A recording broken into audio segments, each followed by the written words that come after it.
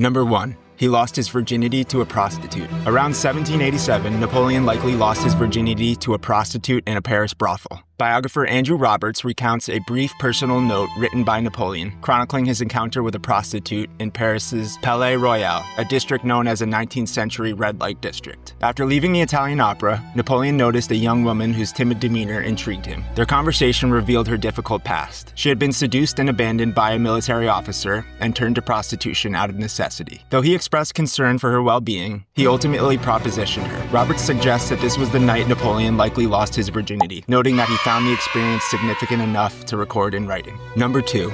He created at least 10 European monarchs with his influence. Napoleon crowned himself Emperor of the French in 1802 at Notre Dame and placed the crown of Charlemagne on his own head before the Pope, who was in attendance and traditionally undertook this role for European kings. He was the first monarch of the French Empire. His 2 wives, Josephine and Marie-Louisa, were both empresses. Napoleon crowned his son, Napoleon II, King of Rome upon his birth.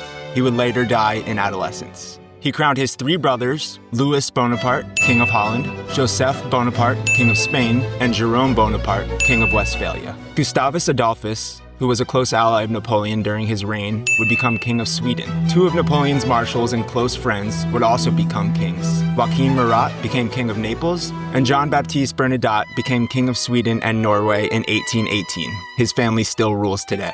Several more of his close relations would become prominent nobility throughout Europe. Many more of his female relatives became queens, duchesses, and princesses through marriage. Many years later, Charles Louis Napoleon, Napoleon's nephew, would become Emperor of France as Napoleon III. Number 3.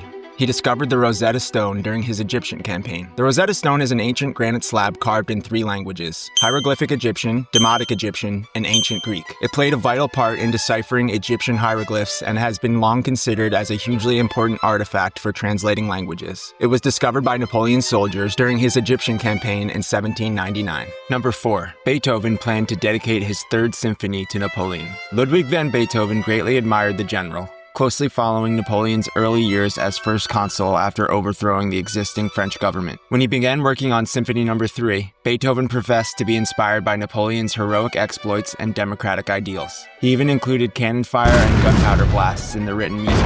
However, later on, after Napoleon crowned himself emperor, Beethoven lost all respect for him and supposedly destroyed the music. Number 5. He became a general at just 26 years old. Born in 1769 in the island of Corsica, he began studying artillery and military school at the age of 9 and graduated early at 16. After successfully fighting off a royal insurrection in Paris at the Tuileries Gardens in 1795, he was appointed general in charge of Paris by the Republic 3 weeks later at just 26 years old.